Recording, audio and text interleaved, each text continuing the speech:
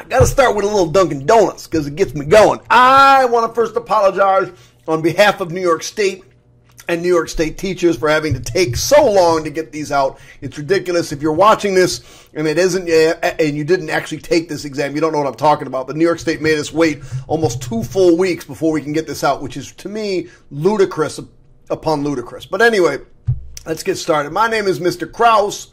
You can call me Mr. Key for a little while. This is going to be parts 2 through 4. And again, all of this stuff can be found at www.nkinfinity, I'll spell it right this time, .com. And make sure you hit the subscribe button, hit the like button, tell us what you think, tell us how you did. I'm really interested if anybody got 100 on this test. The best guy had was a kid that got a 98, and you missed question 5. So let's get past all this.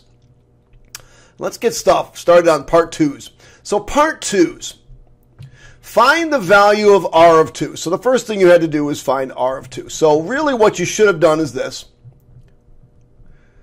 This is not how I would actually do the problem, but it shows that you're working. And then I would do this.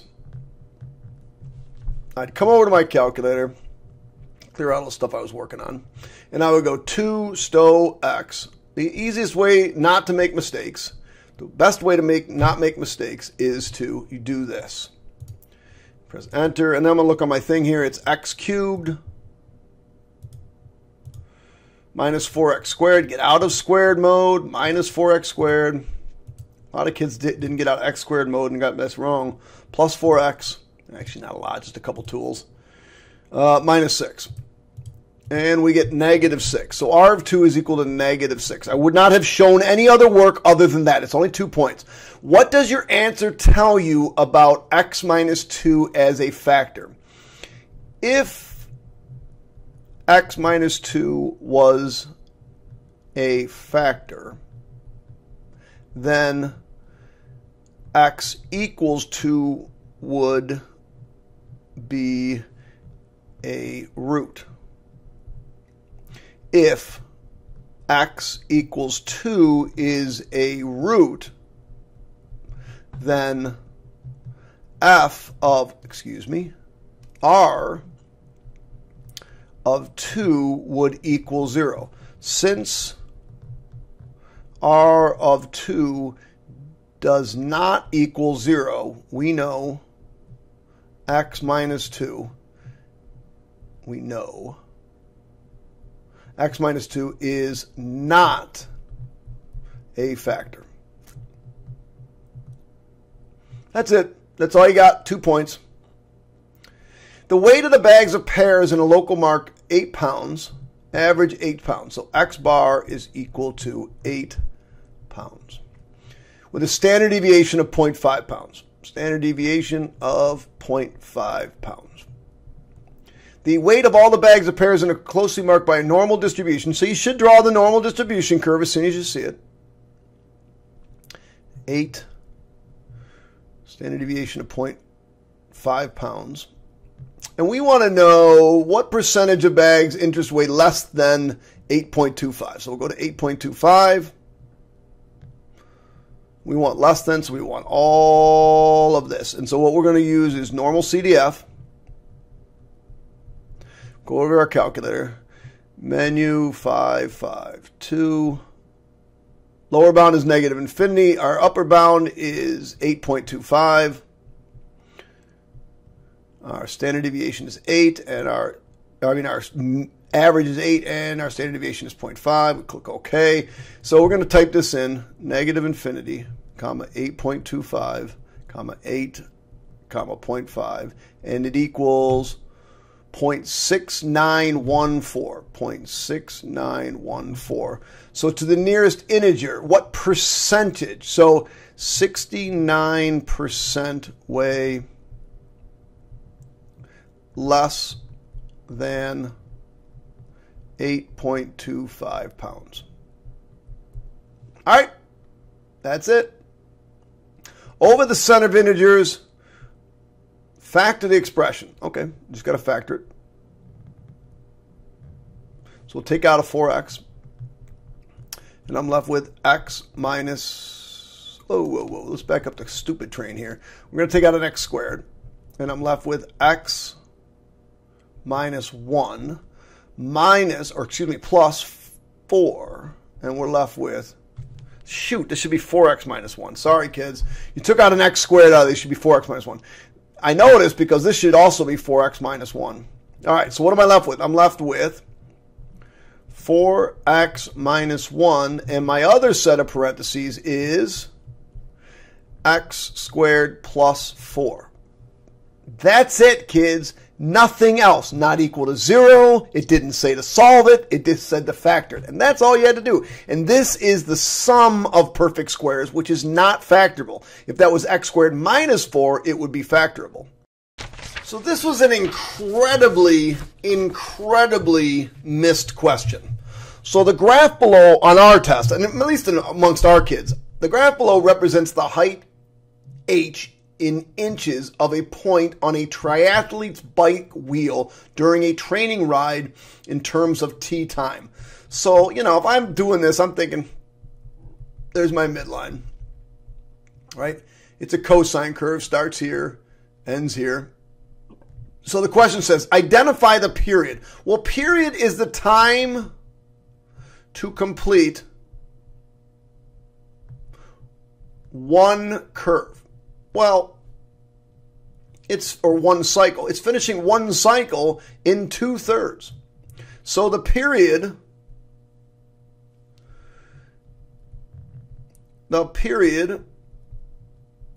equals 2/3 of a second. That's the period. Now, the hard part about this, and most people got this except for some damn reason they decided to put pi in there. I don't know why. Identify the period of the graph and describe what the period represents in context. In context.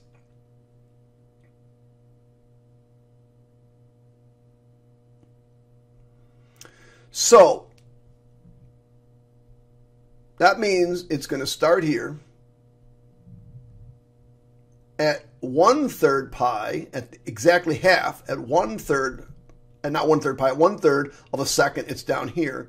And at 2/3 of a second, it will be back up here. So you needed to say something to the effect of the point on the wheel starts 26 inches above the ground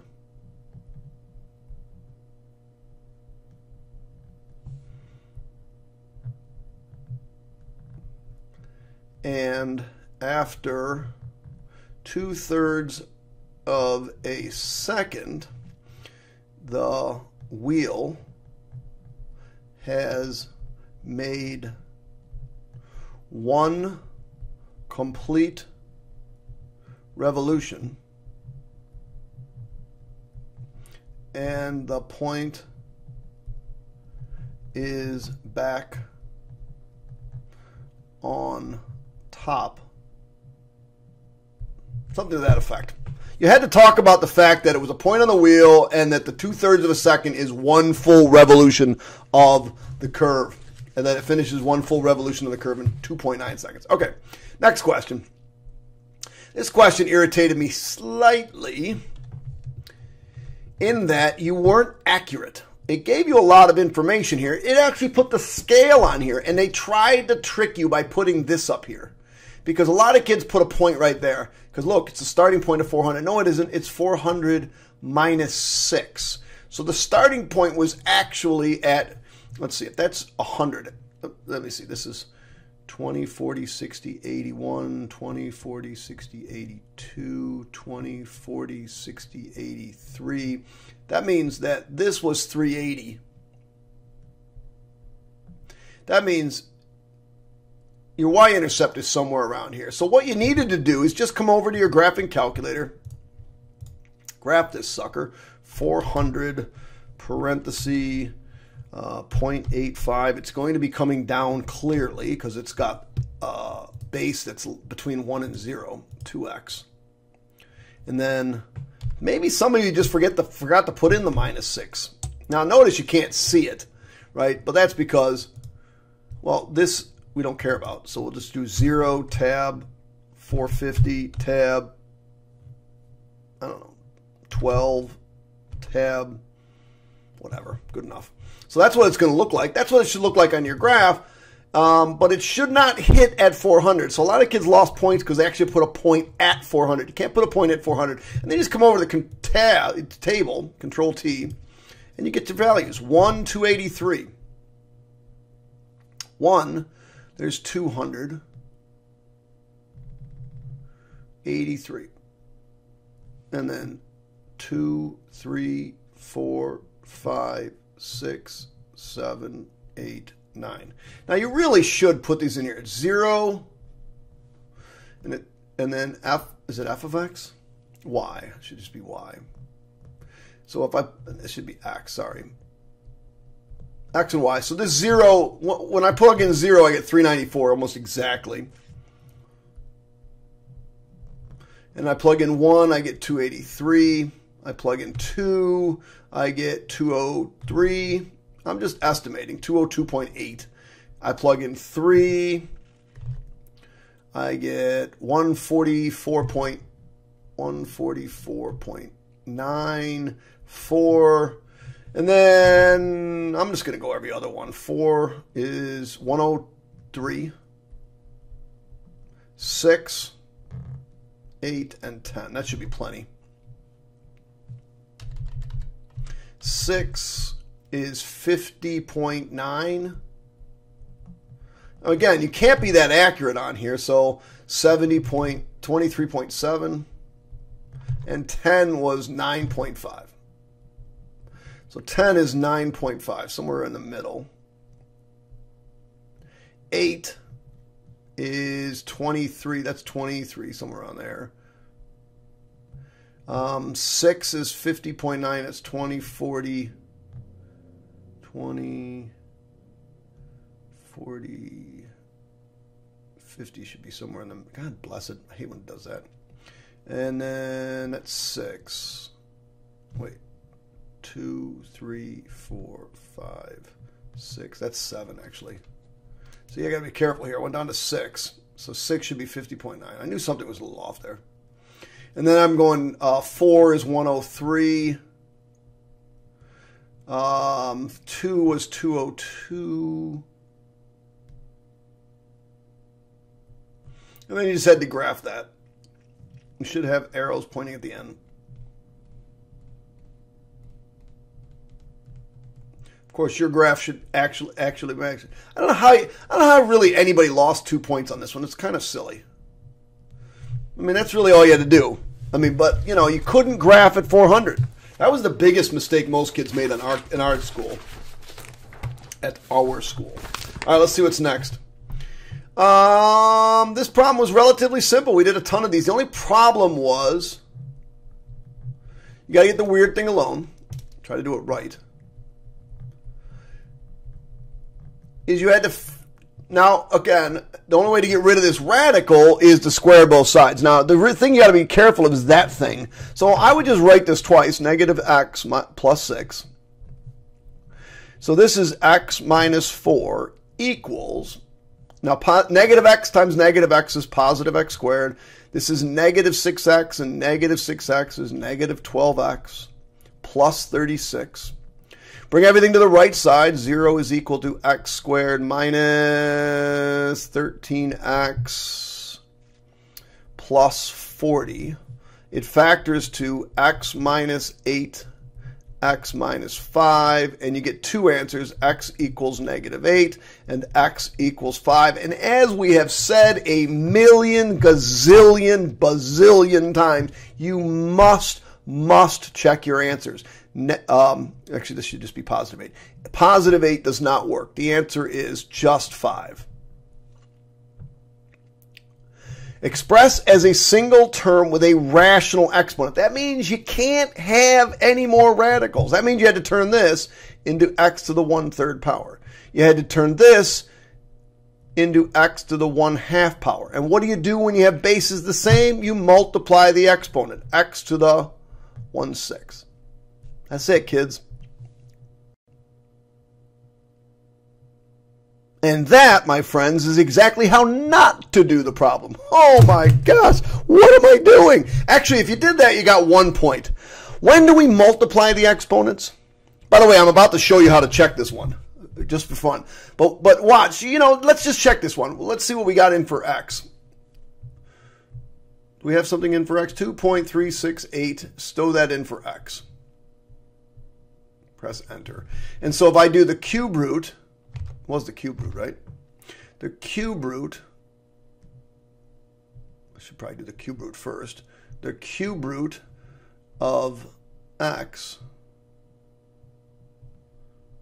times, boom, I get that. And then if I do my x, drive me nuts, x raised to the control division 1/6, you're going to see that you don't get the same answer.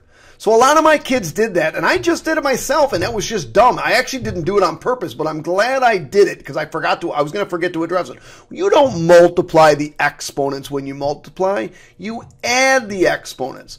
So x to the 1/3 times x to the 1/2 is really equal to x to the 2/6 plus x to the 3/6, which is really x to the 5/6. So now if I go here and I change this to a 5, you'll see that it matches exactly. See this?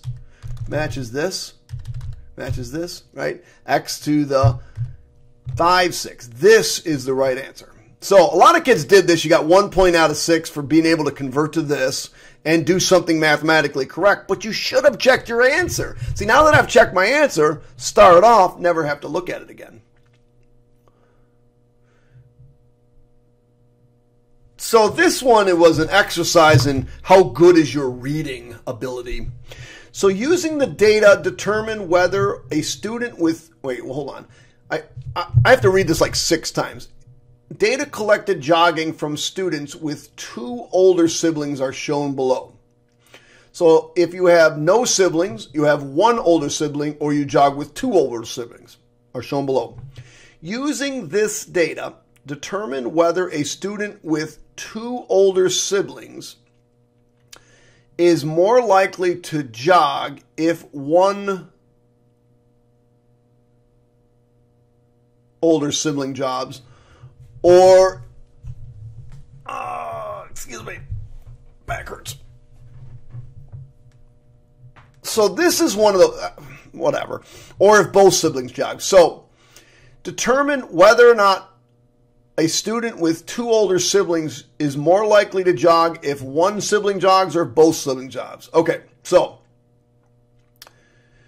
this is the probability.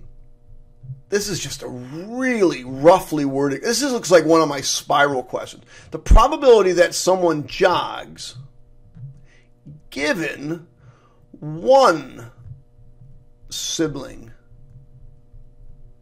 jogs is equal to, or is the probability that a person jogs given 2 siblings jog. So on this one, here's the given. 1 sibling jogs. Well, what I got to do is figure out what that total is. And if I add those up, what is that? 1823 plus 416, I get 2239. So what is the probability, given that 1 sibling jogs, that I jog? Well, that would be 416 out of 2239. What is the probability I jog given both siblings jog? Well, I got to figure out what that total is. 400 plus 1380, that should be 1780.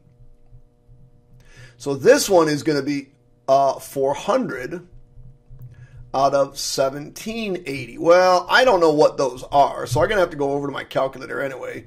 400 divided by 1780. That's 0.2247. 0.2247. And if I do the other one, 416 divided by 2239, I get 0.185, 0.18, got to round it right. Well, 186, let's go. So, what's more likely? What's much more likely is I jog if I have two siblings jog. So, it is more likely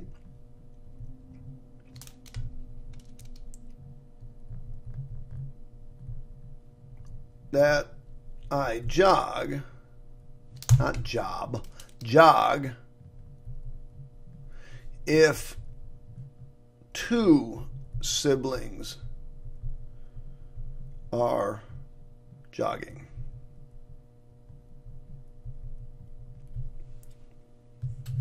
Or if both siblings are jogging. Okay. Whew, that was a toughly worded question. All right, let's get to part threes. What was going on? I can't wait to do this problem because I had a lot of kids that I totally messed this up. Not a lot. I had a few. I'm going to stop and I'm going to start when I come back. I'm going to have typed those equations underneath my calculator. So we do have a calculator that will do this. You can either use matrices or you can just use the features of the calculator to get your three answers to your equation. So I always tell my kids, start with the answers. So I use linear solve on this.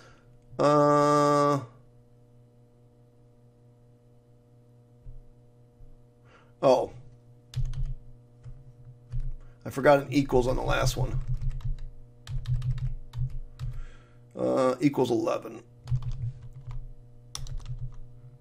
So 0 to negative 1. 0 to negative 1. And that gets you no credit whatsoever, but at least you know what the answers are. None whatsoever. Gives you no credit. So you have to group these two, and it looks like getting rid of x is pretty simple. So let's get rid of x by multiplying this first one by negative 2. So that's negative 2x minus 2y minus 2z equals negative 2. 2x plus 4y plus 6z equals 2.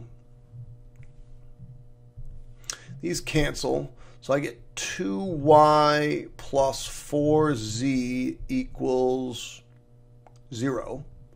Now let's put these two together by multiplying this one by 2. So I get 2x plus 4y plus 6z equals 2. Negative 2x plus 6y minus 10z equals 22. We'll add these up. These go. And I get 10y minus 4z equals 24. So now I got to put these two together. Well, if I look at the z's already cancel, so that's kind of nice. So I get 2y plus 4z equals 0. 10y minus 4z equals 24. These cancel, and I get 12y equals 24, or y equals 2. Now, is that right? Y equals 2. Yeah, absolutely. So now let's take this one. Let's figure out what z is. So 2 times 2 plus 4 times z equals 0. Well, that's 4, so I'm going to subtract 4. So I get 4z equals negative 4, or z equals negative 1. Is that right? Yep. So now I just got the last one, x plus y plus z. X plus y plus z equals 1. X plus 2 plus negative 1 equals 1. X plus 1 equals 1. X equals 0. Done. I don't know how you messed that one up. All right, so I had a kid. Oh, man, it made me so mad. He got actually part A and part B perfectly correct, but rounded them both wrong and lost 50%. Got a 2 out of 4 on this question because he rounded wrong. Ugh. Whatever. Let's get going. We're going to buy something that's $172,600. P is the principal amount.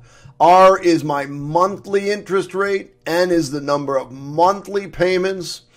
And my monthly interest rate is 0.305% for 15 years. Now, the first thing I'm going to do is 15 years times 12 months. That's 180 monthly payments. That's the hardest part, I think, about this. Well, also, and this is interest rate although it is a monthly interest rate, so I don't have to divide by 12, I still have to change it to a decimal. So my monthly payment is going to be equal $172,600. And then we got to be careful here. It's 0.00305 times 1 plus 0.00305 raised to the 180 all over 1 plus 0.00305 to the 180 minus 1. All right. So now I got to be careful getting this typed in. I think I started typing it in. And then I wanted to stop. Never mind. So anyway, there we go. 0.00305 parenthesis 1 plus 0.00305 parenthesis raised to the 1. Oops, hit the wrong button. Raised to the 180 all over parenthesis 1 plus 0.00305 raised to the 180. And you get out of raised in mode and then subtract 1. Subtract 1? Whatever. So 1269.17. So M equals 1269 and 17 cents. Now it's a round to the nearest dollar, so M equals 1269. There's the answer to that one.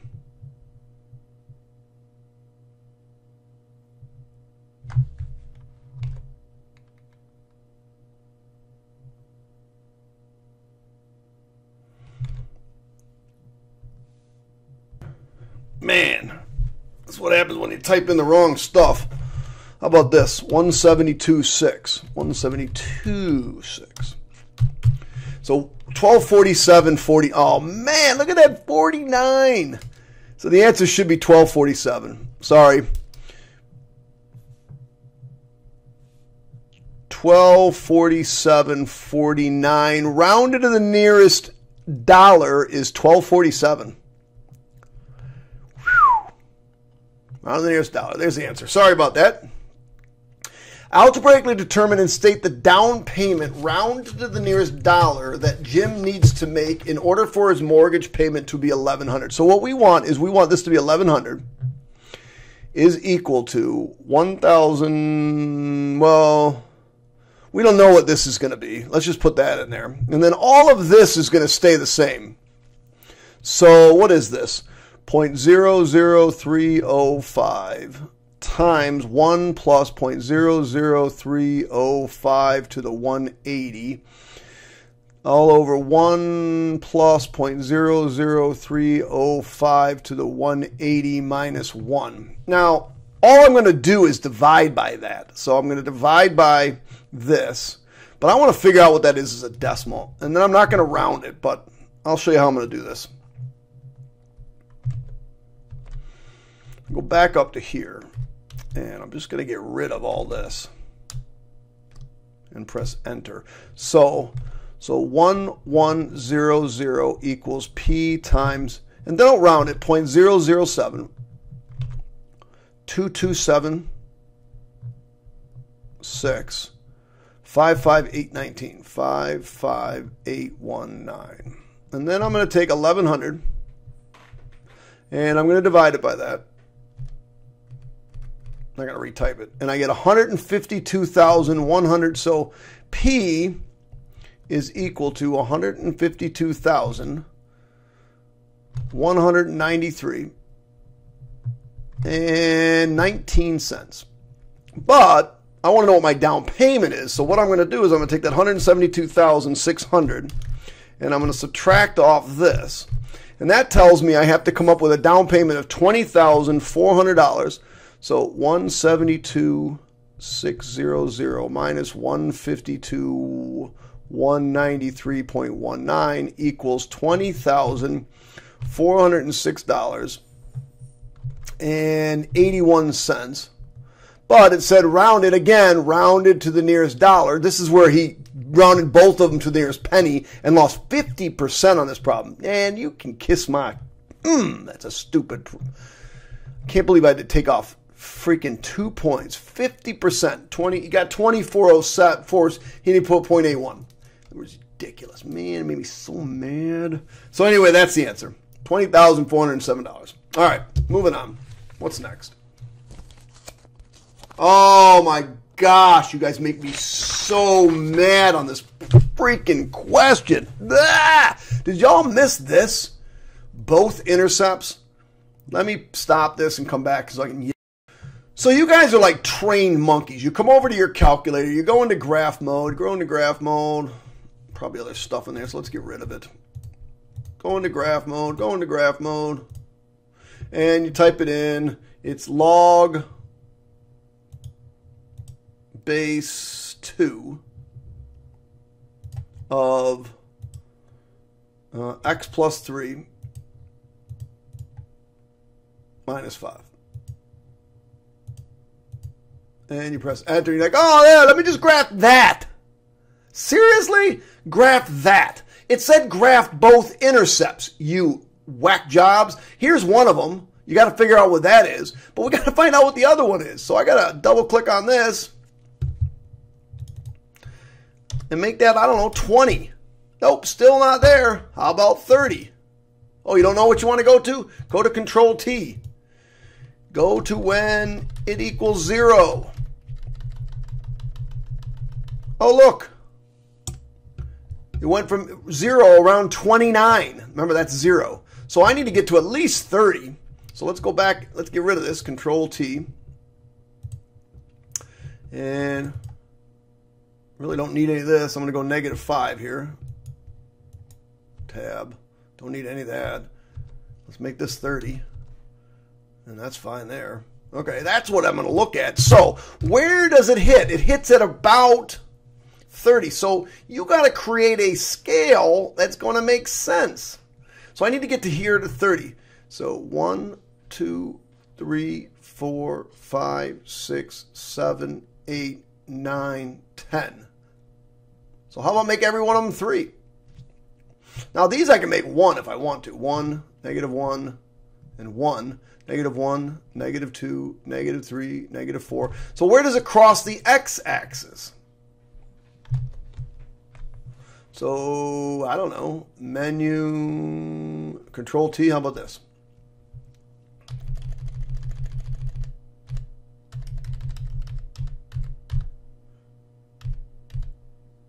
Zero, -3.4. 0, -3. You know what I'm going to do? 0, -3.415. This is the point.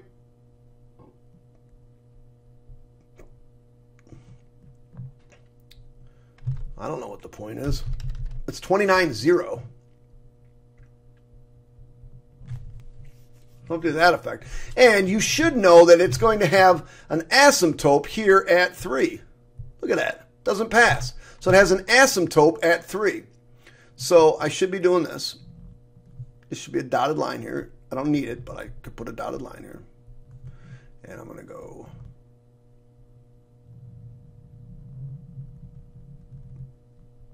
And as long as you had that, you were fine. Describe the behavior of the function as x approaches -3. So as x approaches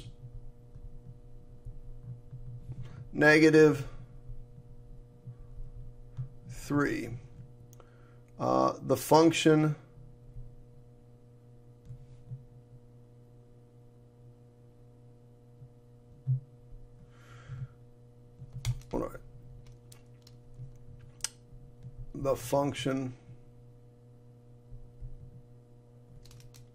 what am I doing? The function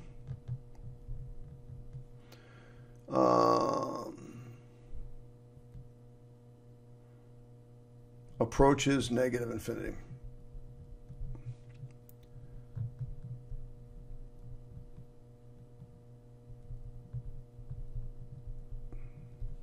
As x approaches positive infinity, y approaches positive infinity. Another way you could have just said it is, should have done it this way. Probably the best way to do it is this way. As x approaches negative 3, y approaches negative infinity. And as x approaches positive infinity, y approaches positive infinity. It just keeps going up and up. The reason it's an asymptote is because you're not allowed to take the log of a negative number. You can't even take the log of 0. So the line y equals negative 3 or x equals negative 3 is an asymptote. All right, moving on. This is an easy question, kids. Charlie's automotive dealership is considering implementing a new check-in procedure for customers who are bringing in their vehicles for routine maintenance. The dealership will launch the procedure if 50% or more of the customers give the new procedure a favorable rating when compared to the current procedure. The dealership devises a simulation based on the minimal requirements that 50% of the customers, blah, blah, blah, blah, blah. All right, so we ended up with an x bar of 0.506. My x bar is equal to 0.506, and my standard deviation is equal to 0.078. So the question says, create a 95 wants to be 95% confidence of the results. So we want, and round your freaking answers to the freaking hundreds freaking place. God, I cannot believe how many kids can't round. So 95% is 2 standard deviations. So 0.506 plus or minus 2 standard deviations. That's all you had to do. So for this part, so 0.506 plus 2 times 0.078. Boom. 0.622. So 0.662 and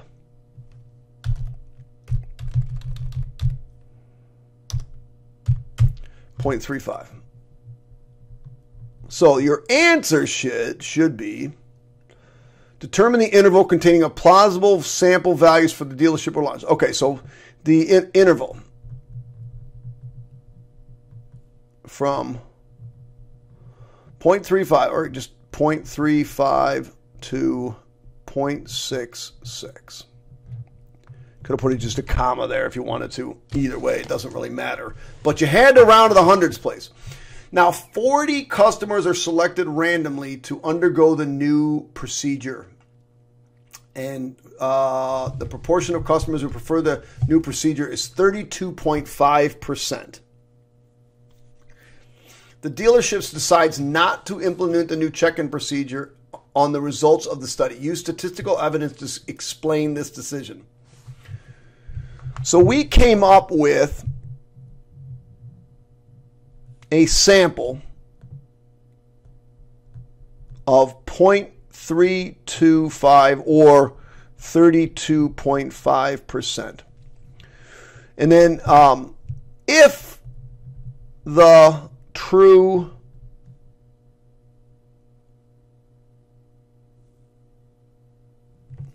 let's just do it this way. I'm going to make it simpler for you. Since 0.325 is outside of the 95% confidence interval obtained in Part A,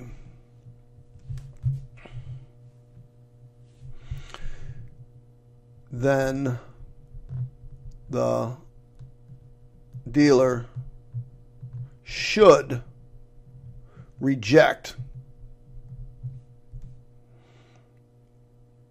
the new check-in procedure.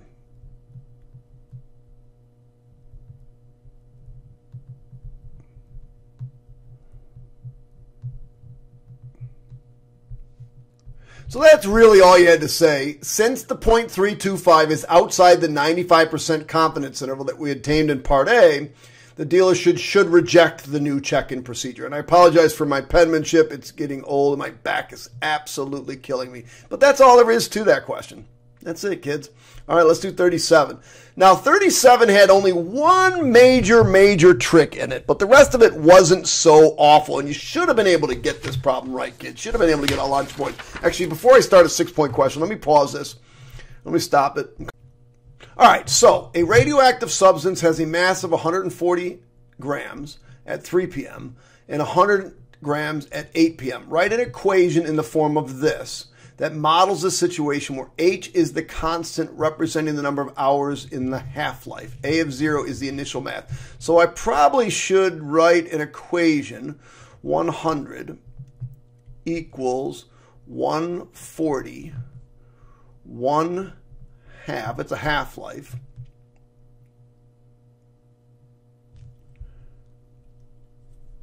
and the time from 5 p.m. to 8 p.m. will be 5 over H.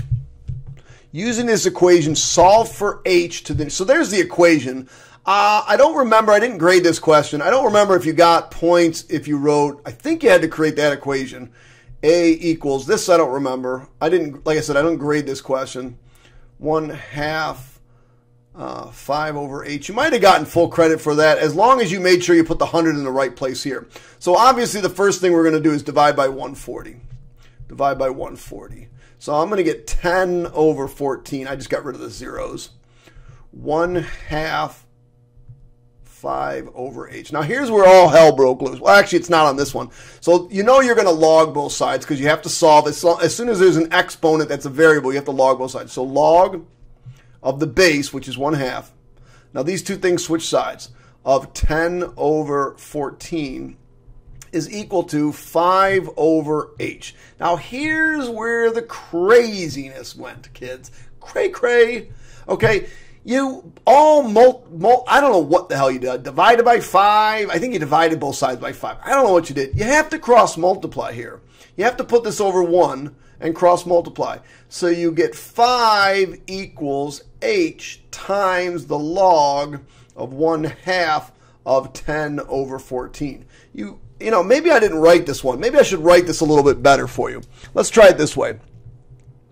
The log of 1 half of 10 over 14 is equal to 5 over H. Now, you have to cross multiply. I thought I switched pens.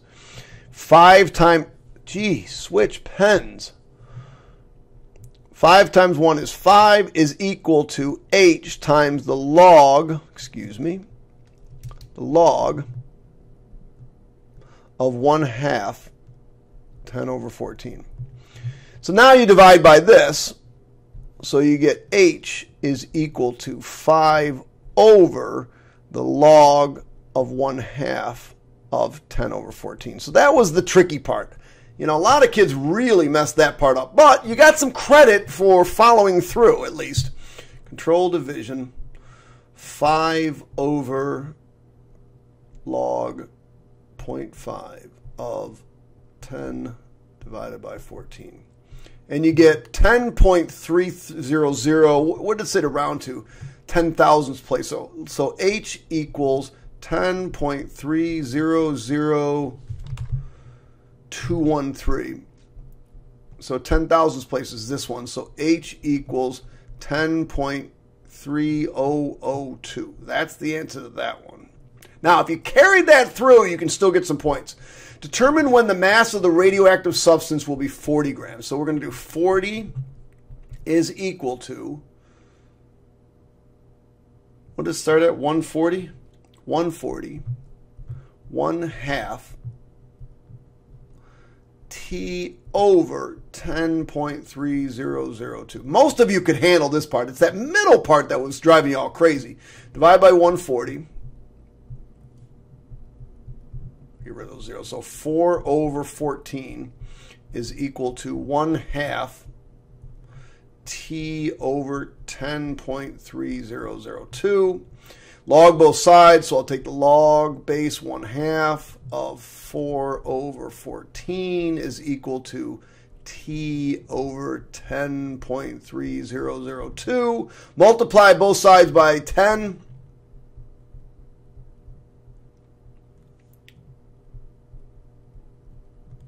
And I get the answer. So I'm going to take this. Now, you can't use the other answer.